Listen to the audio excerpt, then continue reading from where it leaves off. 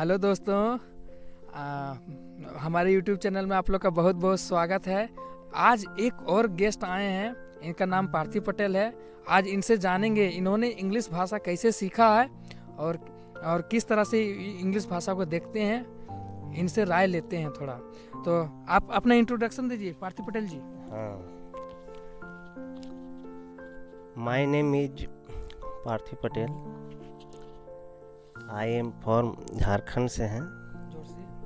Plus है जहाँ तक परवीन जी, आपका क्वालिफिकेशन क्या है पार्थिव पटेल जी? देखिए हमारा क्वालिफिकेशन है कि इंटर फाइनल करके पार्ट 2 तक पढ़ाई किए हैं। उसके बाद है कि अपना काम में लग गए हैं। और जहाँ तक पढ़ाई तो हम आप मैट्रिक कैसे पास किए? जो इंग्लिश सब्जेक्ट था, तो मैट्रिक में इंग्लिश सब्जेक्ट में किस तरह पास किए? आपको इजी लगता था? किस तरह से कैसे पास हुए मैट्रिक, वो बताइए। मैट्रिक में जहाँ तक है इंग्लिश के बात है, तो इंग्लिश तो उसमें ज़्यादा कोई कठिनाई नहीं है। देखिए सबसे बड़ी चीज़ है कि मन के कठिनाई। अच्छा, अगर मन के कठिनाई को आप दूर कर लीजिएगा तो इंग्लिश बस बोलने के लिए इंग्लिश है। जिस तरह से हम खोरठा बोलते हैं उसी तरह से इंग्लिश शब्द हैं। अगर हम मान ले कि इंग्लिश कठिनाई है तो समझ लीजिए कि इंग्लिश आपका बहुत कठिनाई लगेगा। अच्छा, इसलिए इंग्लिश को मन से, दिमाग से हटा दीजिए।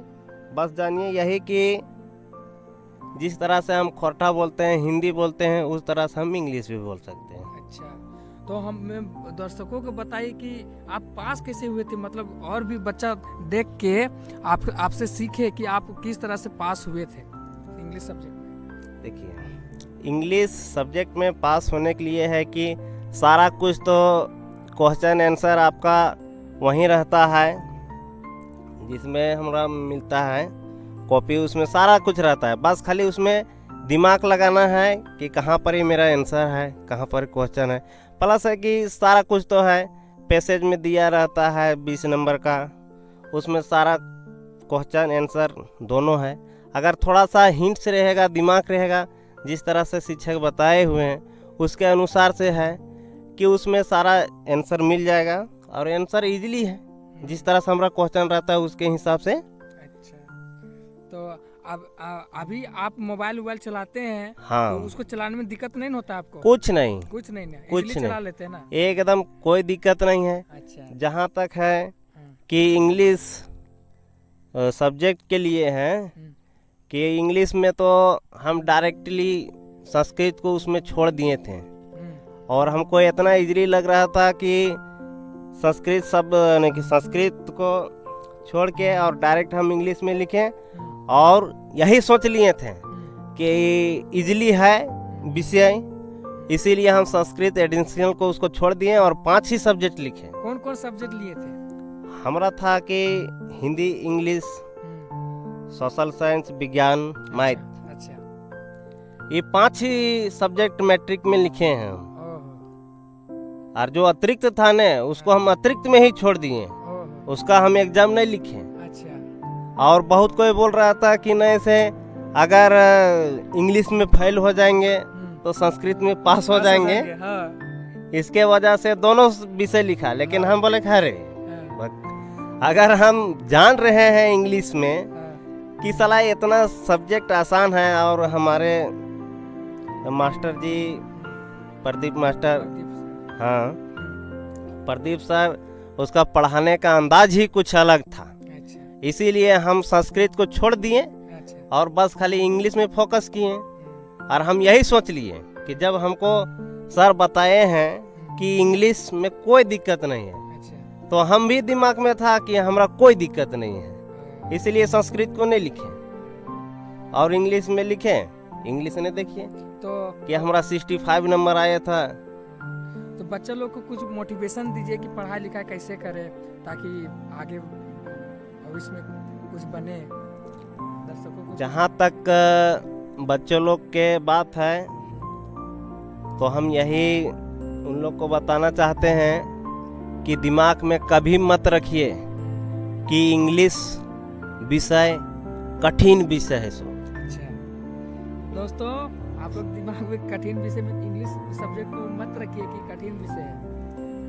चलिए हाँ। एक पॉइंट सीखने को मिला। और जहाँ तक बात है कि जो भी व्यक्ति जैसे कि चाहे छोटा से अगर उसको बोझा दे दीजिएगा, जैसे कि खोठन हम लोग को कहता है कि अरे इसको अभी नाय मुड़ियन ढोवाओ धानून अच्छा आए हाँ, नहीं तो नाय बाढ़तो। हाँ, तो इसीलिए है कि बच्चा के अगर माथा में शुरू से ही बचपन से ही लोड दीजिएगा कि नहीं से आपको इंग्लिश सीखना है, अच्छा तो उसको माथा में भारी लगेगा अच्छा है। तो इसी तरह से उसको लोडे नहीं देना है, ओहो लोड नहीं देना है दोस्तों। दिमाग में उसको लोड नहीं देना है हाँ, कि कठिन है सो। हाँ, जहाँ तक उसका भर्सन के बात है तो उसमें सारा कुछ रहता है। जैसे ग्रामर से लीजिए, और ग्रामर में है कि इतना इजीली शब्द है। और जहाँ तक है कि पढ़ाने की बात है तो बच्चों से हम यही कहेंगे कि ध्यान पूरा दीजिए। जिस तरह से हम खोटा बोलते हैं ना, हाँ, उस तरह से हम इंग्लिश भी बोलेंगे। अच्छा तो इसलिए कि आप दिमाग में कभी भी लोड नहीं रखिए कि इंग्लिश बहुत हार्ड सब्जेक्ट है सो। ओह, अगर दिमाग में लोड ले लीजिएगा कि इंग्लिश बोलना बहुत कठिन है या सीखना कठिन है, तो उस बच्चा को कभी नॉलेज नहीं आएगा। अच्छा काहे कि जो उसका दिमाग का प्रेशर है ना इंग्लिश में है, अच्छा उसको प्रेशर हटाना होगा।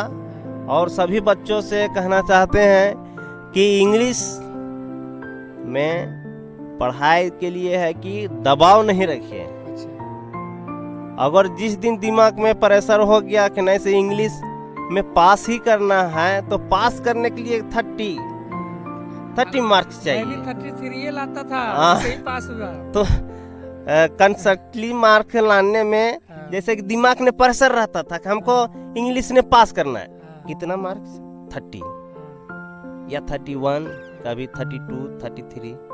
तो अगर जिस दिन प्रेशर हटा दीजिएगा ने, हाँ, तो जिस तरह से भी आप लिखिएगा ने हाँ, तो 50+ ही होगा। अच्छा इंटर के जब हम एग्जाम लिखे थे तो सब जा रहा था, रामगढ़ कॉलेज में हमको पढ़ा था। उस समय इंग्लिश बोल रहा था कि नहीं से आपका तो इंग्लिश में 35 से ज़्यादा नहीं आएगा। हमने बोला कि ठीक है, गाड़ी में तेल डाल के जाते हैं 50 का, उस समय 46 रुपया लीटर था।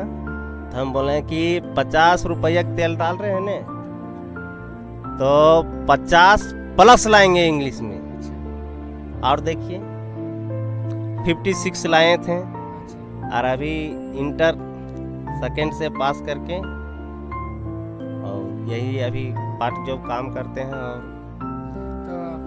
तो दोस्तों बहुत अच्छा लगा पार्थिव पटेल जी से। सो बाय बाय गाइस, आज के लिए बस इतने। बाय बाय, फिर मिलेंगे और नए शब्द के साथ साथ मिलेंगे। मिलेंगे और नए गेस्ट के साथ मिलेंगे। बाय बाय दोस्तों।